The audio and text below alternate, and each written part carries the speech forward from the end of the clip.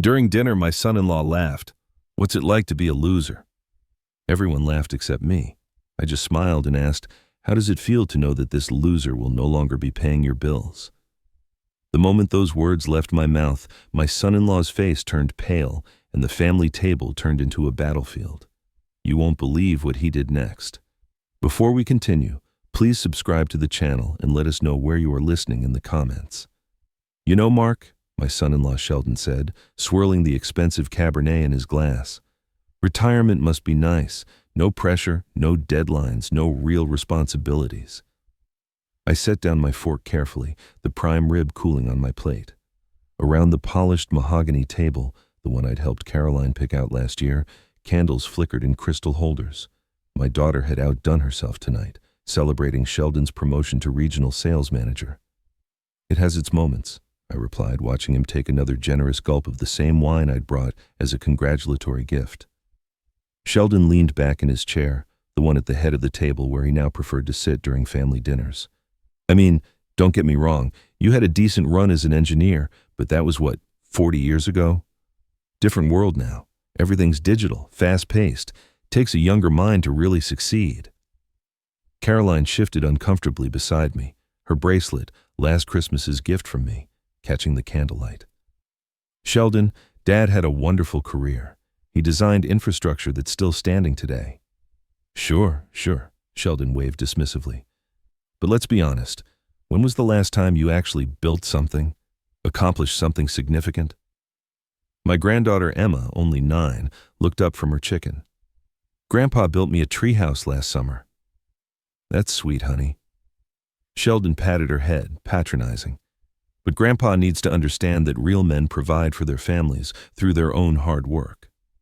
Not everyone can just coast through retirement while others carry the weight." The silence stretched longer than was comfortable. Caroline's nervous laugh tried to fill the void. "Maybe we should talk about something else. Emma, tell Grandpa about your piano recital." But Sheldon wasn't finished. The promotion had inflated him like a balloon, and the wine made him bold. "Actually, I've been thinking, now that I'm making real money, 6 figures, Mark, it might be time for everyone to start pulling their own weight." I knew exactly what he meant. 15 years of mortgage help, school tuitions, car payments, medical bills. 15 years of watching him spend money like water while I quietly covered the shortfalls. "Take Caroline, for instance," he continued, gesturing toward my daughter. "She's been out of the workforce so long, living off, well, let's call it family charity. Maybe it's time she rejoined the real world." Caroline's face went pale. She knew, as I did, that their lifestyle depended entirely on my quiet support. The private school uniforms hanging in the mudroom, the lease on Sheldon's BMW, the kitchen renovation they'd finished last fall. Impossible without my help. Tommy, my 12-year-old grandson, sensed the tension. "Are we in trouble, Dad?" "No, son, but it's important to understand the difference between earners and dependents, between providers and," he looked directly at me, "those who've given up trying." The insult hung in the air like smoke. Caroline reached for her wine glass with trembling fingers. The children exchanged worried glances. Sheldon leaned forward, emboldened by what he mistook for my silence. "I don't mean to be harsh, Mark, but someone needs to ask the hard questions. When was the last time you contributed something meaningful? When did you last feel the satisfaction of earning your own way instead of just existing?" He paused for effect, savoring what he believed was his moment of dominance. "How does it feel to be a failure?" The question landed like a physical blow. Caroline gasped. Tommy's fork clattered against his plate. Emma started to cry, but I didn't flinch. Instead, I took a slow sip of water, set the glass down precisely, and looked Sheldon in the eye. "How does it feel?" I said, my voice steady and clear. "To know this failure won't be paying your bills anymore?" The color drained from Sheldon's face faster than wine from a broken bottle. Caroline's hand flew to her mouth. The children stared in confusion as their father's triumphant expression crumbled into something approaching panic. I continued eating my dinner, cutting each piece of meat with deliberate care while the table sat in stunned silence. Outside, darkness settled over the suburban neighborhood, and a neighbor's dog barked somewhere down the block. After what felt like an eternity, I wiped my mouth with the linen napkin, stood, and kissed Emma and Tommy goodbye. "Thank you for dinner, Caroline. It was delicious." I walked to the front door, grabbed my coat from the closet, and stepped into the cool March evening, leaving behind a table full of people finally beginning to understand what 15 years of quiet generosity had really meant. The 15-minute drive home passed in silence, my hands steady on the wheel despite the storm brewing inside. I pulled into my driveway, the motion sensor light casting long shadows across the front steps. Inside, I hung my coat in the hall closet and walked directly to my study. The room smelled of old paper and furniture polish. I switched on the brass desk lamp, its warm glow illuminating 15 years of meticulously organized filing cabinets. As a retired engineer, I'd kept every receipt, every bank statement, every canceled check. I opened the top drawer and pulled the first folder, ready to let numbers speak louder than pride tonight. Time to see exactly what my so-called failure had truly cost me. I opened the first drawer labeled 2009-2012. The folders were color-coded: blue for mortgage assistance, green for auto loans, yellow for school expenses, red for medical bills. Martha had passed in late 2008, and by January 2009, Caroline was already in trouble. The first mortgage payment I covered, $2,800 in February, another $2,800 in March, and again the next month. I spread the statements across my desk, their neat columns glaring back at me. $2,800 every month for 180 months straight. The total, $504,000 just for the roof over their heads. Next came the cars, Sheldon's BMW lease, Caroline's SUV loan, $21 monthly for 8 years. Another $115,200 gone. Private school tuition filled an entire drawer. Tommy's education from kindergarten through 7th grade, Emma's from preschool through 4th. Elite academies with indoor pools and language immersion programs, $24,000 per year, not including summer camps. 16 years of education expenses, $192,000. Then the medical support, premiums during Sheldon's between jobs periods, dental work for the kids, emergency visits, Caroline's therapy sessions after the divorce scare 3 years back. Each manila envelope was packed with co-pay receipts and insurance forms, $8,000 per year for 15 years, another $120,000.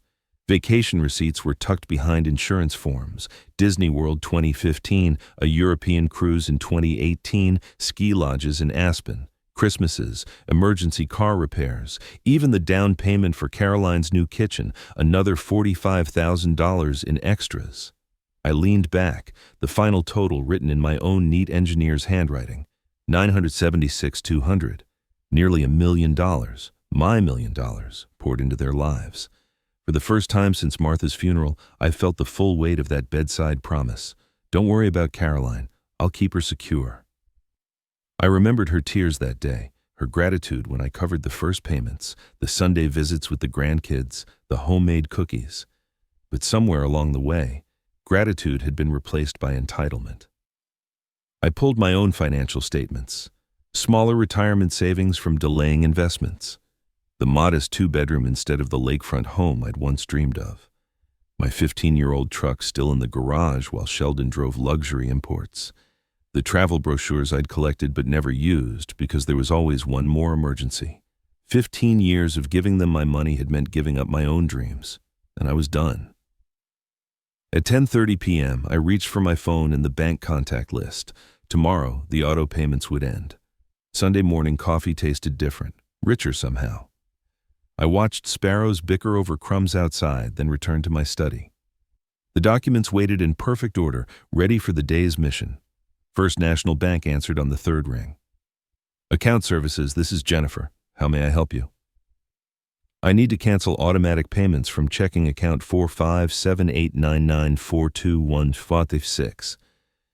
My voice carried the same calm authority I'd used in boardrooms for decades. Verification took 12 minutes. Jennifer was polite, efficient, and had no idea she was dismantling 15 years of my financial lifeline to Caroline and Sheldon. Those payments are now discontinued, Mr. Bennett. Anything else I can help you with today? That's all, thank you. I checked off mortgage assistance, $2,800 month. Colorado Mountain Insurance required a supervisor. Canceling Sheldon's BMW lease took 3 department transfers. One by one, the payments died, each with a confirmation number recorded in my notebook. By 11:15 a.m., 8 items were crossed off. The phone rang at 11:47. "Dad?" Caroline's voice was confused, not yet panicked. "Something strange happened with the mortgage payment. The bank says there aren't enough funds in the account. That's impossible because you assumed I'd keep paying forever." Silence. "What do you mean?" Her voice rose half an octave. "Exactly what I told Sheldon last night. I'm no longer covering your bills." "But Dad, you can't just—" "The mortgage, insurance, Tommy's school, they're all discontinued as of this morning." Her breathing quickened. "This isn't funny. We'll lose the house." "Then you'd better figure out how to pay for it yourselves." The line went dead. My list still had 6 calls left. Utilities were surprisingly easy to cancel. Centura Academy's accounting department asked fewer questions than I expected. Each new confirmation number went neatly into my log. Caroline called again at 12:23 p.m., now with real fear in her tone. "Dad, please, I don't understand. The school called, the insurance company, even the electric company. They all say our payments were declined because I canceled the automatic transfers from my accounts." "Your accounts?" She whispered the words like they were foreign. "Did you think these payments came from thin air?" Silence. "But we never asked you to—" "You didn't have to ask. I just did it. We can't afford—" She stopped herself. "Yes, that's the point." At 12:31, my phone rang again. This time, Sheldon's voice came through, heavy with forced authority. "Mark, whatever game you're playing needs to stop right now." "No game, just reality." "You can't destroy our family because your feelings got hurt at dinner."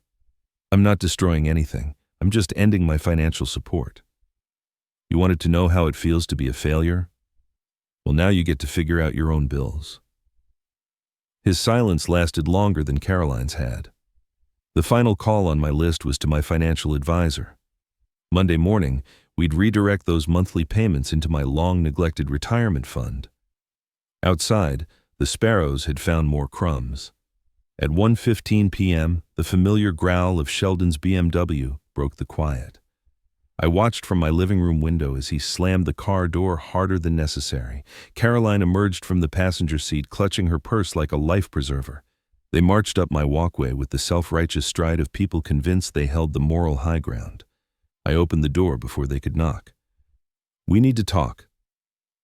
Sheldon pushed past me without invitation, Caroline trailing behind with red-rimmed eyes. "Please, come in," I said to their backs. Sheldon planted himself in the middle of my living room like a general claiming territory. "This ridiculous tantrum ends now. You will call the banks immediately and restore every payment." "No, I won't." His face flushed crimson. "You can't just cut us off without warning. There are legal obligations, verbal contracts." "Then show me the contract where I agreed to pay your bills forever." Caroline stepped forward, her voice trembling. "Dad, please think about what Mom would want. Remember what you promised at her funeral?" The mention of Martha hit like a cold wind, but I'd expected it. "I promised to help you get stable. 15 years and nearly $1 million later, you're less stable than when we started." $1 million? Caroline whispered. I walked to my desk, retrieved my calculator and notebook. $976,200. Mortgage assistance, car payments, insurance, school tuition, medical bills, vacations, emergencies. Should I break it down for you? Sheldon's bluster faltered for exactly 3 seconds. "That's impossible. We never asked for that much." "You never asked for anything. You simply expected it." Caroline sank onto the couch, pale. "But the children. Tommy's baseball, Emma's dance. They'll continue, but I'll pay those directly from now on. No more money flowing through you and Sheldon." "You can't divide the family like that," Sheldon snapped. "We're a unit, a team. Teams require mutual respect. When did either of you last thank me for anything?" The question went unanswered. Caroline's tears started slowly, then grew into the desperate sobs I remembered from her teenage years. "I didn't know it was so much. I thought you wanted to help. I thought it made you happy." "It did, until you stopped appreciating it and started demanding it." Sheldon paced like a caged animal. Fine. You want gratitude? Thank you. There. Now restore the payments. Gratitude doesn't work retroactively, Sheldon. His pacing stopped. For the first time since stepping inside, he looked more worried than angry. What exactly do you want from us? I want you to live within your means. I want my grandchildren to see their parents earning what they have, not expecting handouts. And I want to be treated like a father and grandfather, not an ATM. Caroline looked up through her tears. What if we can't? What if we lose everything? Then you'll learn what failure actually feels like. The silence stretched until even the sunlight seemed to dim.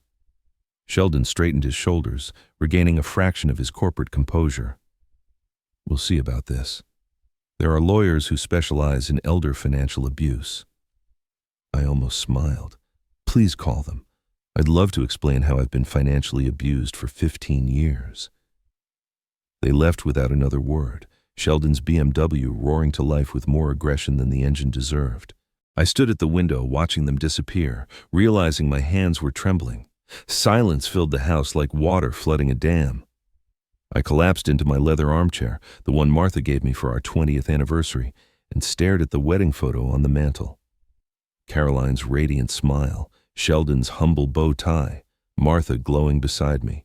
That was 2007. Sheldon worked at a small insurance company, drove a 10-year-old Honda, and called me sir with genuine respect.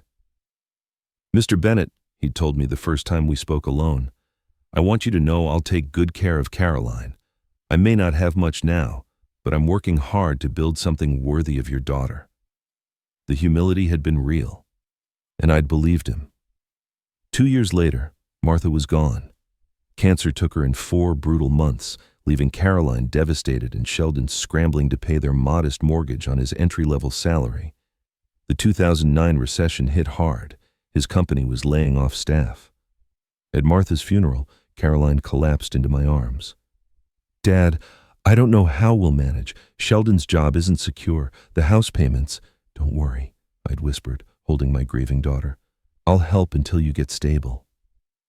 Until you get stable. Not forever. In those early years, Sheldon's gratitude was overflowing. Handwritten thank you notes, weekend visits where he'd fix my gutters or mow the lawn. Caroline would call twice a week just to check in, bringing the grandkids for Sunday dinners. Dad, you're literally saving our lives, she'd say, tears in her eyes. We'll pay you back when things improve. The first mortgage payment, $20,800. Just 6 months, Sheldon promised, until I get promoted. The car loan help, $450 monthly. Just until we build some equity in the house. Tommy's private school tuition, $2,000 monthly, just for kindergarten to give him a strong start. But every just until quietly became permanent. Each temporary measure eventually became permanent. By 2012, the thank you notes had stopped. Sheldon's weekend visits turned into rare drop-ins, where he'd drink my beer and complain about his boss. Caroline's once grateful calls became monthly requests for yet more help. Dad, can you cover Emma's dance classes? It's only $200 a month. Dad, the kids need new computers for school. Dad, our vacation rental fell through. Can you help us book another place? The word please was the first casualty, then thank you. Eventually, even can you became you need to. By 2018, Sheldon had erased me entirely from his public narrative. At neighborhood barbecues, he'd boast about his home renovations, his kids' elite education, his successful lifestyle. When someone admired his BMW, he'd beam with pride and credit his smart financial planning. Caroline began defending him more than me. When I suggested, gently, that they try covering some expenses on their own, her voice would sharpen. Dad, you don't understand modern family dynamics. Sheldon's under enormous pressure at work. The kids have established routines. You can't just disrupt everything because you're feeling unappreciated. Unappreciated. The word hit like a stone to the chest. Last Christmas, neither acknowledged my role in their comfort. Sheldon toasted his hard work providing for the family. Caroline filled her social media with glossy photos of expensive gifts, captioned with hashtags about #blessed family success. I'd sat in my small living room that night, looking at the dusty thank you cards from 2009, wondering when gratitude had turned to entitlement. Now, sitting in the gathering dusk, I knew exactly what Martha would have wanted: dignity over dependence, respect over endless enabling.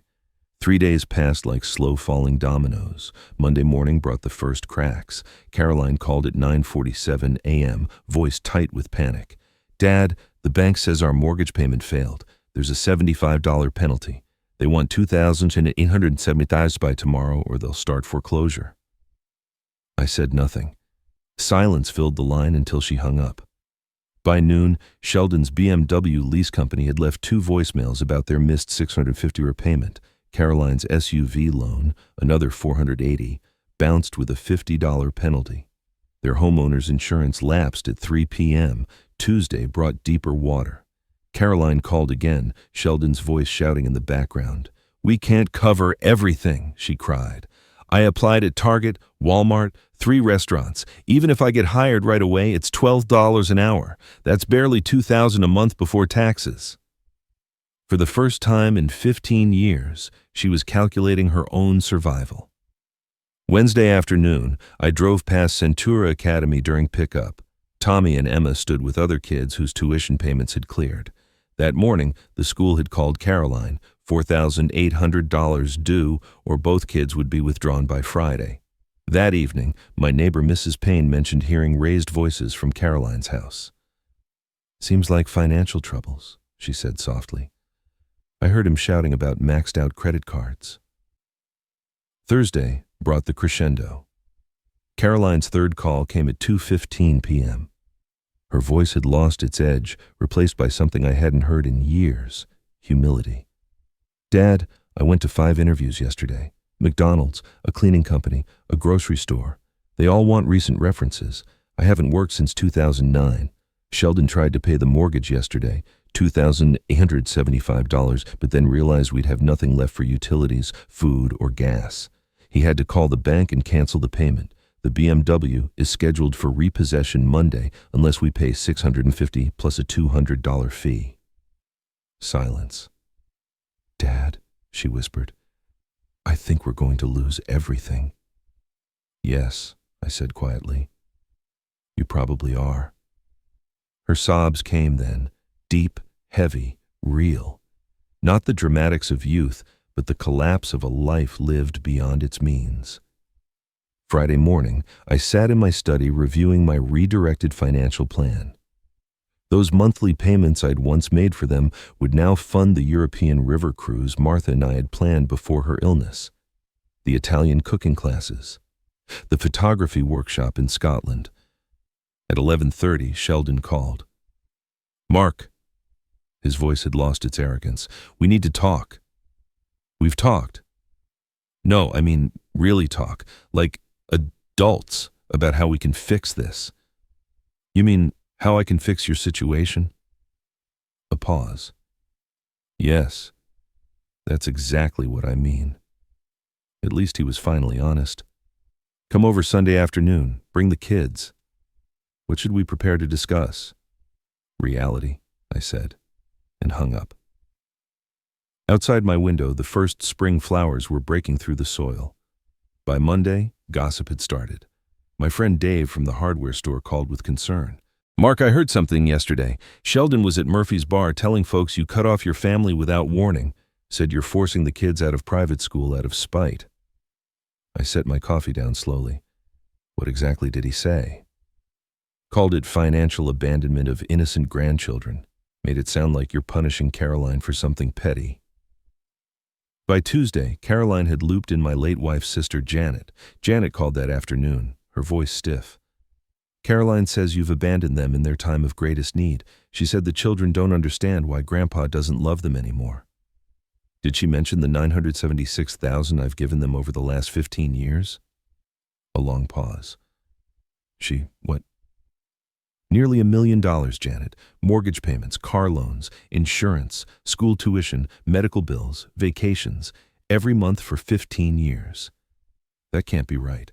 I have documentation for every penny." The next morning, Emma called me. Her voice was small, almost rehearsed. "Grandpa, Mommy says we might lose our house because you don't want to help us anymore. Did we do something wrong? My heart tightened, but I kept my tone calm and warm. You didn't do anything wrong, sweetheart. How about I pick you up for ice cream this afternoon? Mommy says you might say no to everything now. I never say no to ice cream with my granddaughter. That afternoon at Dairy Queen, her scripted sadness melted into excitement as she told me about her latest art project. But when I dropped her off, I saw Caroline watching from the window, her gaze sharp, calculating. Wednesday brought confrontation in public. Nancy Morrison, a neighbor I'd known for decades, stopped me in the grocery store. "Mark Bennett, I'm ashamed of you," she announced loudly enough for several shoppers to hear. "Cutting off your daughter when she needs you most. What would Martha think?" I looked her in the eye. Martha would think that 15 years and nearly $1 million was enough generosity for one lifetime. Nancy faltered. "$1 million? 976,200, I clarified. Mortgage payments, car loans, tuition, insurance premiums, medical bills, vacations. I have the records if you'd like to see them." A few onlookers leaned closer. Nancy's face lost its color. "Caroline never mentioned—" "Caroline shares what benefits her, Nancy. Not always the whole truth." That evening, Dave called again. "Sheldon tried to run his Poor Me routine at Murphy's tonight, but Bill Henderson was there. You remember him? Sold them that BMW 3 years ago. Bill asked how Sheldon could afford a $60,000 car on his salary. When Sheldon dodged, Bill mentioned he remembered you co-signing the lease. The place went dead quiet. Thursday morning, my old engineering colleague Tom called. "Heard some talk at the coffee shop. Dave told me your side. So, did you really support them for 15 years? Every month since Martha passed, and last Christmas, Sheldon toasted himself for providing for the family, while Caroline posted photos of expensive gifts online with hashtags about blessed family success." Tom let out a low whistle. "That's cold, Mark." Friday evening, I was watering my roses when Mrs. Payne approached. "My daughter overheard parents at school pickup talking about your family drama. She said people are beginning to question the version your son-in-law's been spreading." I kept my focus on the flowers. People are entitled to their opinions. She also said you've been very generous to your grandchildren. I have. I love them deeply. That's never been in doubt. Saturday morning, Caroline called, her voice edged with panic. "People are asking questions, Dad, hard ones, about money and timelines. You need to stop spreading lies about us." I haven't spread anything. I've answered honestly when asked. "You're destroying our reputation in this community." "I'm not destroying anything, Caroline. I'm simply not paying to uphold a false one." She hung up without another word. Sunday started bright, the air charged with the knowledge that by afternoon we'd be meeting again in my living room, this time under the silent judgment of a watching community. But the meeting never happened. Monday morning, Dave called at 8:15. "Mark, there's a foreclosure notice on Caroline's front door. County posting, big and official." I set my coffee down slowly. 30 days. That's all they had to pay, $8,625. 3 missed mortgage payments plus penalties and legal fees. Tuesday brought visible change. Caroline's BMW had vanished from the driveway, replaced by a 10-year-old Honda Civic. "Saw Sheldon at the Honda dealership," Mrs. Payne reported. "He looked defeated while Caroline filled out paperwork. That BMW had to be close to $1,000 a month." Wednesday afternoon, I ran into Caroline again, this time at the grocery store checkout. She was wearing a blue vest and a name tag, scanning groceries without looking up. When Mrs. Patterson stepped into her lane, Caroline flushed deep red. "Caroline, I didn't know you were working here." "Started Monday," she muttered. "Paper or plastic?" Later, I watched her walk to the old Honda. Her shoulders were slumped, her pace slow. That evening, Tommy called. "Grandpa, Mom, and Dad are fighting again, really loud." "What about, buddy?" "Money. Dad said Mom's job doesn't pay enough to matter. Mom said Dad never made enough either. Then they said mean things about you, but then Mom cried and said maybe they ruined it themselves." Thursday morning, during my walk, I passed their house and heard voices through the thin walls. 8 hours on my feet for peanuts. Never appreciated what we had. Your pride got us into this mess. 15 years of handouts. The argument stopped suddenly, followed by the slam of a door and the sound of Sheldon's Honda pulling away. That afternoon, Emma visited me. She sat at my kitchen table with cookies and milk, her usual bright energy dimmed. "Grandpa, why is everything different now?" "What feels different, sweetheart?" "Mom's always tired and sad. Dad's angry about everything. They talk about losing our house. Tommy heard them say we might have to change schools." "How do you feel about that?" "Scared, but also..." She hesitated. "Like maybe they should have said thank you more." The honesty of children has a way of cutting through everything. Friday evening, I was in my study when the doorbell rang. Sheldon stood on the porch alone, stripped of his corporate swagger. His shirt was wrinkled, his tie loose, and his face looked older than I'd ever seen it. "Mark, I need to talk to you, just the two of us, man to man." I let him in. He sank into the same chair where only 2 weeks ago he had demanded I restore the payments. His hands were clasped between his knees, knuckles white. "The foreclosure is real. 30 days. Caroline's working full-time at $13.50 an hour, about $100 a month after taxes. I bring home $5,800. The mortgage alone is $2,875. For the first time in years, Sheldon wasn't defiant. He was afraid. The foreclosure was real. 30 days. Caroline was working 40 hours a week at $13.50 an hour, about $100 a month after taxes. I was bringing home about $5,800. The mortgage alone was $2,875. Sheldon looked up at me with something I'd rarely seen in his eyes: humility. "We can't make it work, not even close. We never could. Without you, I mean." "No," I said quietly. "You never could." He took a slow breath. "I've been thinking about what you said, about earning respect versus inheriting it. I never earned anything, did I? The house, the cars, the kids' schools. None of it was really mine." "What do you want from me, Sheldon?" "I want to know if there's a way back from this, not to how things were, but forward, to something better." Outside, the streetlights flickered on as darkness settled over the neighborhood. Saturday afternoon, I was sorting financial records when the doorbell rang. Caroline stood there in her grocery store vest, eyes red from crying, shoulders sagging. "Dad, please, we need to talk about Tommy and Emma." She looked smaller somehow.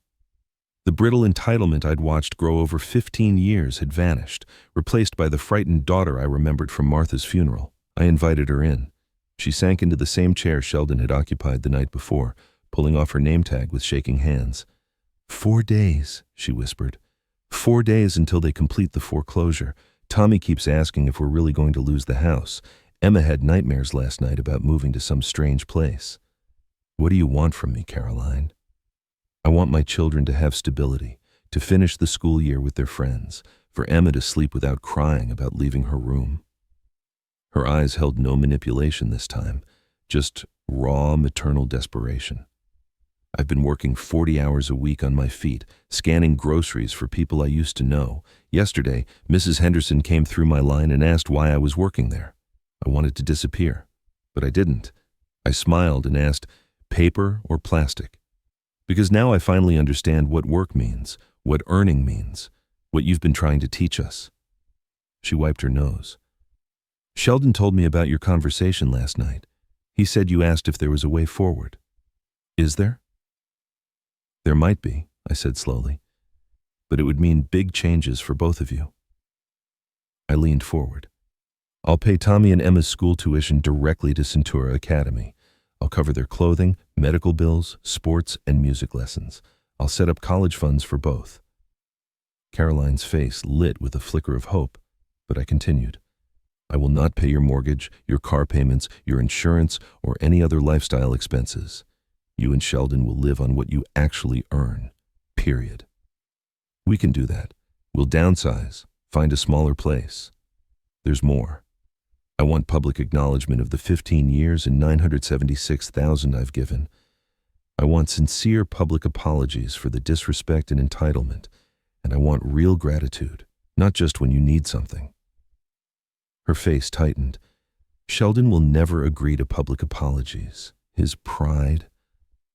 Then his pride is worth more to him than his children's stability. We sat in silence. What kind of acknowledgement? A letter to the community newspaper, thanking me for my support. A Facebook post admitting the truth. Face-to-face apologies to the people you've misled in the last 2 weeks. If you do this, your children will have security, and we can rebuild our relationship, but you'll also have to live within your means. Caroline covered her face with her hands. I don't know if I can convince him. You have 48 hours. After that, the offer's gone. She stood slowly, vest wrinkled from a long day. Dad, thank you for still caring about Tommy and Emma. I never stopped caring about any of you, Caroline. I just stopped enabling you. That evening, I pictured the conversation that was about to unfold. Through Dave's account later, I learned exactly how it happened. Caroline's Honda pulled into their driveway at 5:30. Sheldon was heating leftover pizza when she walked in. Where have you been? Your shift ended at 3. I went to see Dad. The microwave beeped in the silence. Sheldon turned, face tight. You went behind my back after we agreed to handle this together? We're out of time, Sheldon. 4 days until foreclosure. The kids are scared. I had to try. She pulled off her name tag. He's willing to help, but there are conditions. What kind of conditions? He'll pay for the kids' school, clothes, activities, medical expenses, college funds for both. Sheldon brightened until she finished. He won't pay the mortgage or any of our other bills. We live on what we earn. The brightness drained from his face. That's impossible. You know our expenses. He also wants public apologies and acknowledgement of the 15 years and $976,000. Sheldon went white, then red. He wants me to humiliate myself? Admit I've been, a charity case? He spent nearly $1 million on us. That's what it means. It means he chose to help. That's what fathers do. No, she said quietly. That's what saints do, and we treated him like an ATM. From upstairs came Tommy's voice. Mom, Dad, why are you yelling? Emma appeared at the top of the stairs, rubbing her eyes. Are you fighting about Grandpa again? Caroline went up to comfort her while Sheldon paced the kitchen, fists clenched. When she came back, he was staring at the foreclosure notice. I won't do it. I won't stand in front of our neighbors and admit I'm a failure. Then what's your plan? Where will we live? Where will the kids go to school? We'll figure it out. Loan, bankruptcy, anything but begging your father for forgiveness for sins that don't exist. Caroline pulled out her phone, opening the calculator app. Our combined income is $6,900. Mortgage is $2,875. That leaves $4,025 for everything else. Car payment, $350. Insurance, $250. Utilities, $300. Groceries, $600. Gas, $200. That's $1,600 more gone. We're down to $2,425. See, we can make it work. I haven't added the kids' expenses yet. Baseball, $120. Dance, $80. School supplies, clothes, co-pays, birthdays, Christmas. Her voice cracked. Sheldon, we can't afford our children. Through the thin walls came Tommy's voice again. Mom, Emma's crying. She says we're going to be homeless. Caroline looked at her husband, no trace left of the woman who'd demanded I restore their payments 2 weeks earlier. We have 36 hours to decide. Dad's offer expires Monday at noon. She walked upstairs to comfort her children, leaving Sheldon alone in the kitchen with the foreclosure notice and a calculator that couldn't make their impossible math work.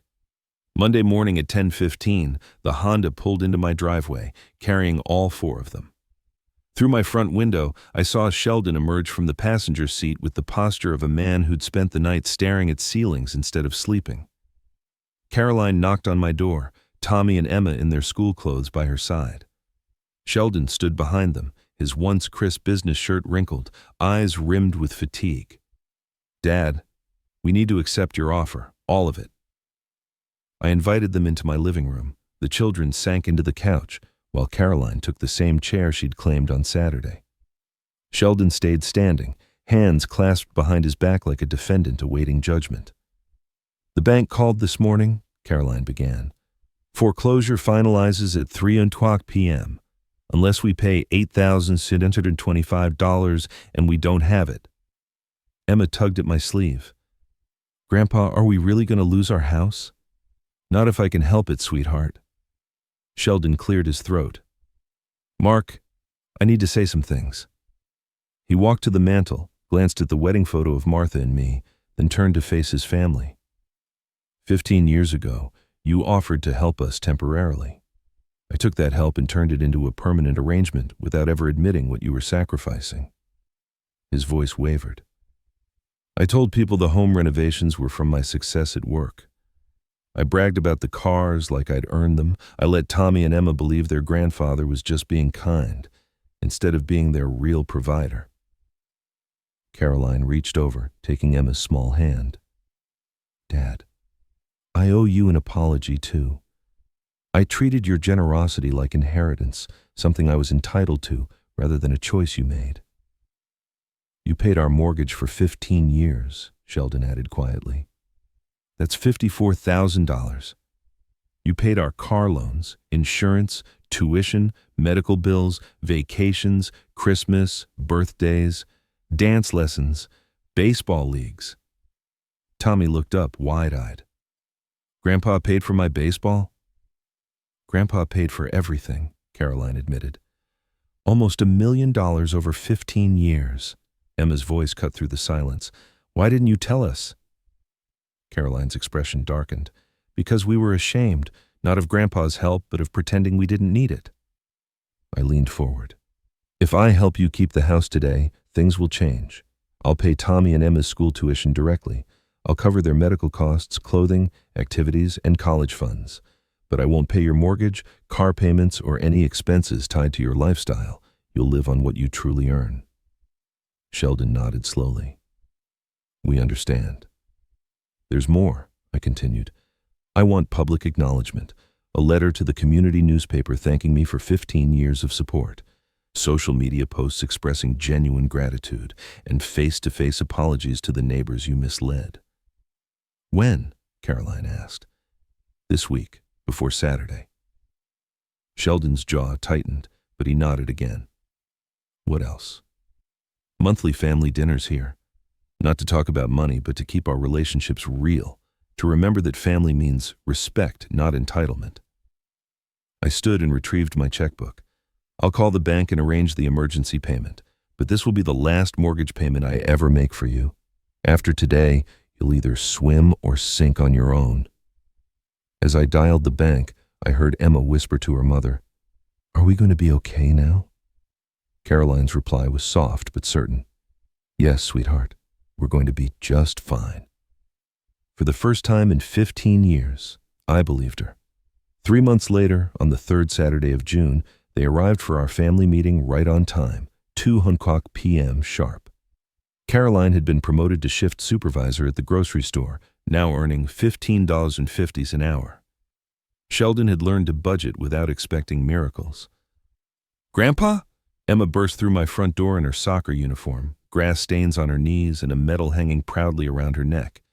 "Look what I won at the tournament." "That's wonderful, sweetheart. Tell me about the winning goal." While Emma animatedly described her shot, Tommy handed me his report card, straight A's, plus a note from his teacher praising his improved confidence and attitude. Caroline placed a manila folder on my coffee table. "Dad, here's this month's budget review. We're covering the mortgage, utilities, groceries, and car payment entirely on our salaries. We've even started a small emergency fund." Sheldon, who months ago could barely meet my eyes, now spoke with sincerity. "Mark, I wanted to ask your advice about a possible promotion. The regional director position might open next quarter." "What would it involve?" I asked. "More responsibility, better pay, but also travel. I want to be sure Caroline and I can handle the kids' schedules if I'm away." I opened my own folder, neatly organized as always. Tommy's soccer fees, paid directly to Colorado Youth Sports. Emma's piano lessons, covered through Mountain Music Academy. Dental checkups for both kids scheduled next month, under my plan. Caroline smiled, a genuine smile I hadn't seen in years. Dad, I can't thank you enough for keeping the kids' lives steady while we learn to be actual adults. Speaking of adulthood, Sheldon added, we finished the community service hours Judge Martinez assigned after our apology letters. Volunteering at the food bank was humbling. We met people truly struggling, not just living beyond their means like we were. Emma tugged my sleeve again. Grandpa, can we show you the thank you cards we made? Both kids produced colorful cards sprinkled with glitter and heartfelt words.